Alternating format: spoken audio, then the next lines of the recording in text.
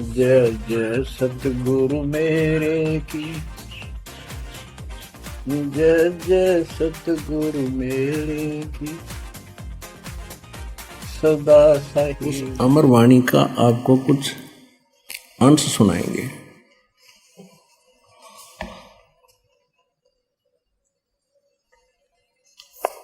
कस्तूरी नाम कबीर है, ये बिन छेड़े मैं कंत,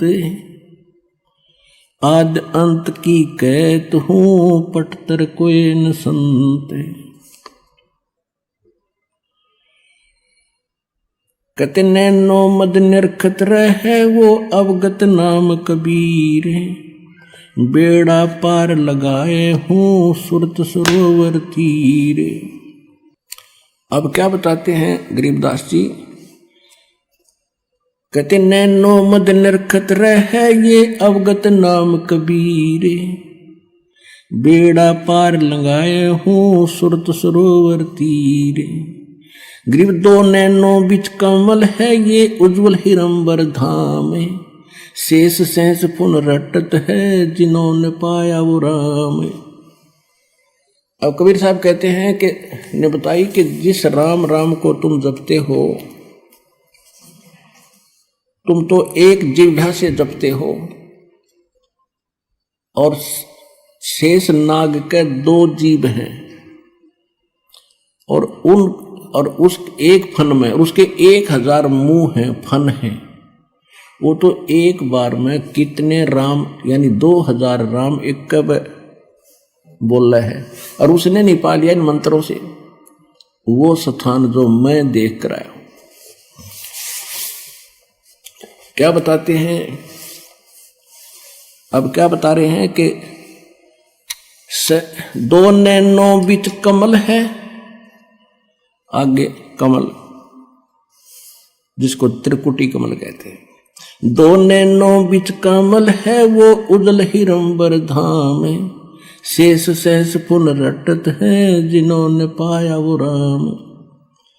सहस 88 ना गए ये 2400 पर चोखे, 3300 पर तलब है ये कोई बकरा कोई भूखे। कहते उस स्थान पर यानी पूर्ण मोक्ष प्राप्ति का मार्ग ना 88,000 ऋषियों को प्राप्त हुआ और ना 33 करोड़ इन देवताओं को प्राप्त हुआ, और न ही ये 24 अवतार आप मानते हो इनको प्राप्त हुआ। ये तो अपना कर्म अनुसार कभी बकरा कभी बोक कभी गधे कुत्ते सूर की योनियां भी भोग रहे हैं तुम्हारे भगवानों तक। सहस 88 ना गए ये 2400 पर चोखे, इन 3300 पर तलब है कोई बकरा कोई भूखे।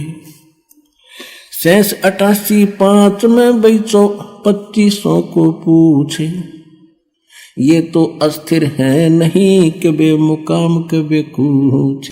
ना सतगुरु जननी जने जाके माने बापे। कबीर साहब की साखी दे रहे हैं, आंखों देखी गरीबदास जी। ये अभी तक मूर्ख बना रहे थे कि कबीर एक विधवा के ब्राह्मणी का हुआ था, उसको वो लज्जा के मारे कहीं उस कमल के फूल पर रखेगी फलान करिए। अगर ऐसे कोई बात थी, तुम इतने जानकार हो तो उस बेटी का नाम बता दो, उसके बाप का नाम बताओ, उसके पति कौन मेरा था, कोई हिस्ट्री तो दिखा दो। ये मारे सट्टे तुक्के। अभी इन महापुरुषों ने आंखों देखा परमात्मा से प्राप्त उस ज्ञान से। कहते हैं जिनकी दिव्य दृष्टि खुल जाती है। अब दिव्य दृष्टि क्या होती है? एक दूरदर्शी दूरबीन समझो, सूक्ष्मदर्शी दूरदर्शी, ये दोनों काम करती है। तो इसमें बहुत अंतर होता है। जैसे एक की रेंज तो होती है 100 फुट देख सके, एक की हम लोग 1000 फुट देख ले, एक देख ले नक्षत्रों को। तो ऐसे ही अन्य संतों जैसे व्यास जी को भी दिव्य दृष्टि थी, छोटी थी, उसने संजय को दी थी महाभारत के टाइम, उसको दे दी तो वो सिर्फ कुरुक्षेत्र तक ही देख सका था, उससे आगे नहीं। तुलसीदास जी को दिव्य दृष्टि थी, वो केवल श्री राम तक ही सीमित रहा, और परमात्मा ने गरीबदास जी को दिव्य दृष्टि दी। उसने असंख्य युगों का पहले कर सतलोक और असंख्य लोकों की जानकारी दी और पहले जो घटना घटी वो ज्यों की तो वो बता सकते हैं। जैसे तुलसीदास जी ने लाखों वर्ष पहले घटी रामायण को अपने शब्दों में ज्यों का त्यों चित्रार्थ कर दिया, बिल्कुल सही है। लेकिन वो सचखंड सतलोक के बारे में नहीं जान सका, उसकी वह दिव्यदृष्टि की रेंज बहुत कम थी। इसी प्रकार गरीबदास जी को परमात्मा ने जो दिव्यदृष्टि दी, उन्होंने असंख्यों वर्ष जन्म पहले का, असंख्यों युगों का और इन युगों का भी सारा लेखा गिनवा दिया, किसके साथ क्या क्या बना था। ये जो भी क्रिया आप कर रहे हो, जिस भी जीवन में आप रहे हो, जैसे भी आपकी ज्यों की तो आपके अंदर फीड होती है और एक उस धर्मराज के दरबार में आपकी फिल्म जाती है, और जिनकी दिव्य दृष्टि खुल जाती है प्रत्येक की देख लेते हैं, उसको चला कर देख लेते हैं, उसके अंतःकरण और इसने क्या क्या जन्म भोगे, पहले ये क्या बना, पहले इसने क्या किया, कैसे था। तो ये आध्यात्मिक एक दूरबीन है दिव्य दृष्टि। तो गरीबदास उस आधार से कह रहे हैं कि ना सतगुरु जननी जने जिनके माने बापे, और पिंड ब्रह्मंड से रहित है जाना तीनों ताप। वो तो वहां से स्थान पर रहते हैं जहां पर ये कोई कष्ट नहीं है और परमात्मा की कोई माता पिता नहीं थी। और स्वयं परमात्मा ने अपनी वाणी में, कबीर जी ने कहा है, मात पिता मेरे कुछ नाही, ना मेरे घर दासी, जुल्हे का सुत आण कहाया, ये जगत करे मेरी हंसी। परमात्मा कहते हैं, ना मेरा जन्म ना गर्भ बसे, ना मेरा जन्म ना गर्भ बसेरा, मन बालक बन दिखलाया, काशी शहर नगर जल बिच डेरा, तहां जुलाए न पाया। 600 वर्ष पहले मालिक यही बोल कर गए थे, आंखों देखा गरीबदास जी यही बता रहे। शब्द संदेशा कहते हूं भिन्न भिन्न भेद विचारे, इसको माया जाड़ियों ये 9-10वां अवतार। कृष्ण कन्हैया राम को ये जीव कहें अवतारे, हिरणा कुश नरसिंह है ये सब माया विस्तार। वो तो अचल अनूप है नूरी दे शरीरे, ये करता हो उतरे ये माया के रघुबीरे। जो यहाँ करता बनकर आए थे रामकृष्ण कहते माया के रघुवीर थे ये अमर नहीं है। धरता को करता कहें ये बड़ा अंधेसा मोहे, पारस पद बैठा नहीं तो जिसको कहिए लो। जब तक इस आत्मा को ये कंप्लीट कोर्स सत मंत्र अधिकारी से प्राप्त होकर जब मिलता है तो ये पारस का काम करता है। और जब तक जिसको ये मंत्र नहीं मिले हैं, वो चाहे कितना शक्तिशाली दिखा, कितना दृढ़ दिखा, जब तक जैसे लोहे को पारस नहीं टच हुआ तो लोहा ही है वो।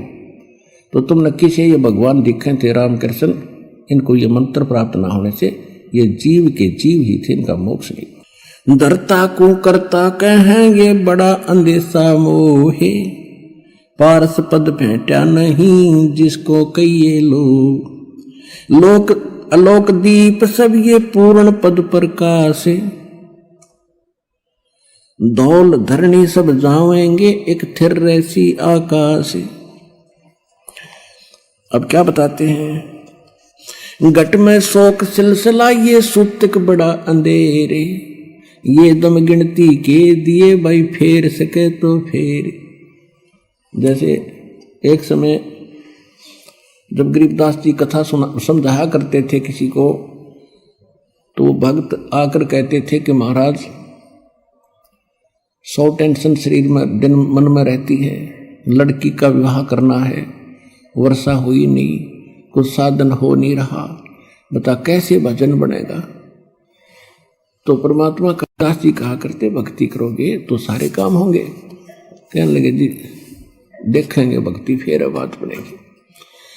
अब कहने का भाव ये है कि तुलसीदास जी कहते हैं तुलसी पिछले पाप से हरि चर्चा ना भावे, और जैसे जबर के बेगते भाई भूख विदा हो जाए। किसी व्यक्ति को बुखार हो गया, वो मलेरिया, तो उसको रोटी जो प्रतिदिन खाया करता था, स्वादिष्ट भोजन भी कड़वा लगा, जीभ पर नहीं रखा जाता, काजू किशमिश और संतरे सेब ये भी कड़वे लगते हैं। अब वो वस्तु पदार्थ कड़वे नहीं है, कड़वे उसके शरीर बुखार ने यानी जवर ने टेम्परेचर ने उसके बॉडी की व्यवस्था बिगाड़ दी, जिससे उसने मीठी वस्तु भी कड़वी लग रही है।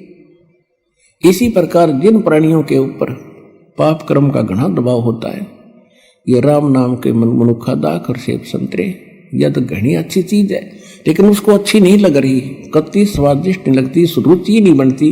रागनी सुन लेगा, गाने सुन लेगा, कि तो नाच देख लेगा, कूदा उछल कर लेगा, राम नाम की कह देने फिर देखूंगा।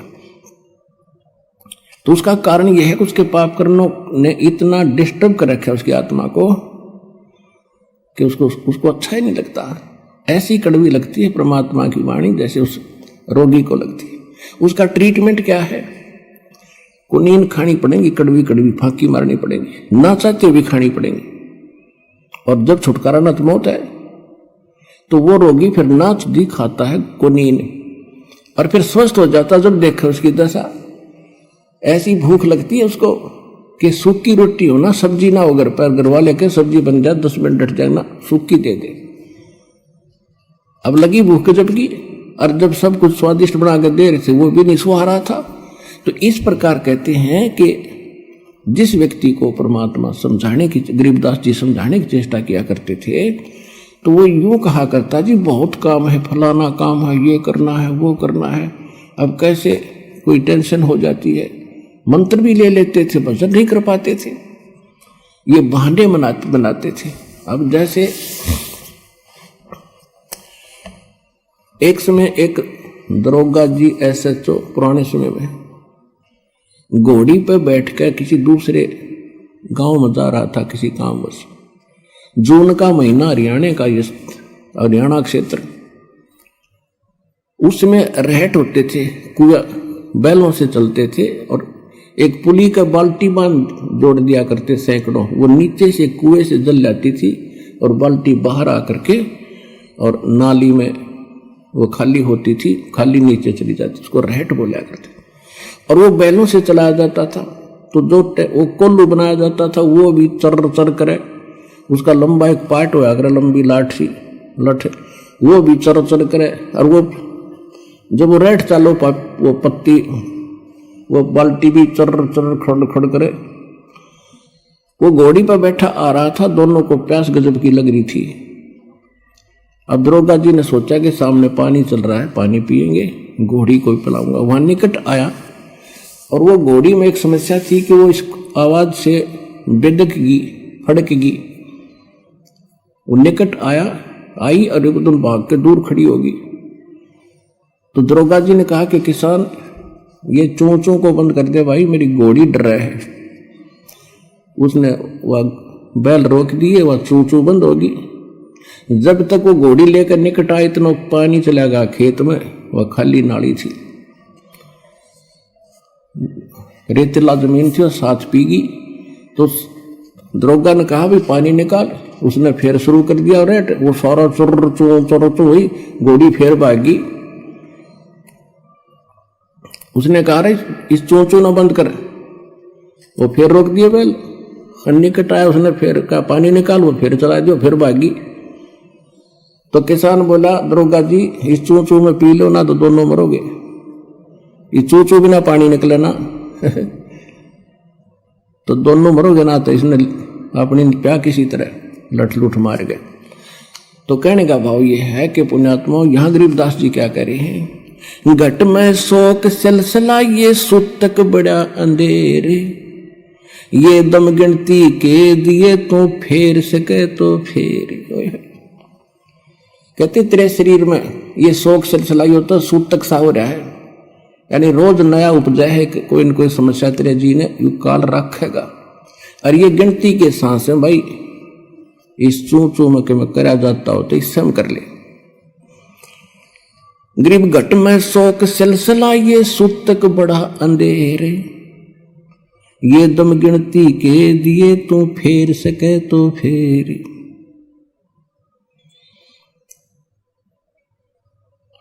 अब क्या बताते हैं, तोड़ पिंजरा ले गई ये मंजारी मुस्काले। कहते बाका पर्दा महल का कोई न जाने भेवे, और बिन सतगुर क्यों पाई ये वो अटक रहा सुखदेव।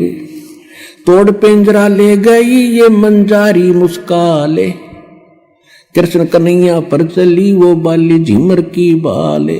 ओए होए। अब क्या समझा रहे हैं कि जैसे भाई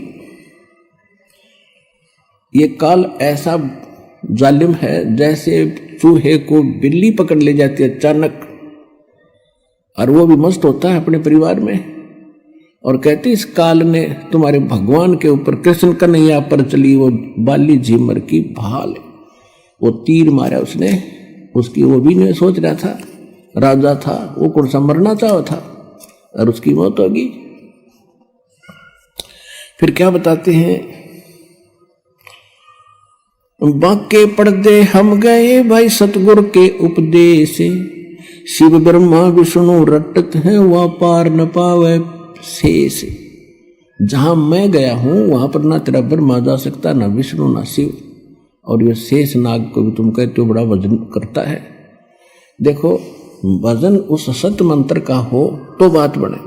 अब जैसे बबूल का बीज बो दिया किक्कर का, और बो दिया आम का, जान के किसी ने मिसगाइड कर दिया, बोला जिसने ना देखा था आम कि ये आम का बीज है, इसको बो, और सेवा की विधि सारी से सही बता दी। ऐसे रक्षा करना, जल डालते रहना, ये अंकुर होगा फिर बड़ा होगा, फल लगेंगे।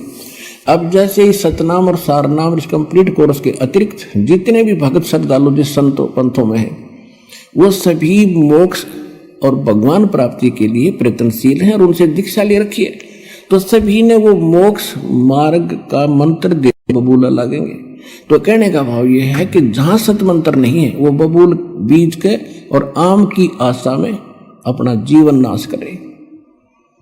और वो आम का बीज सतलोक आश्रम बरवाला जिला हिसार के अंदर।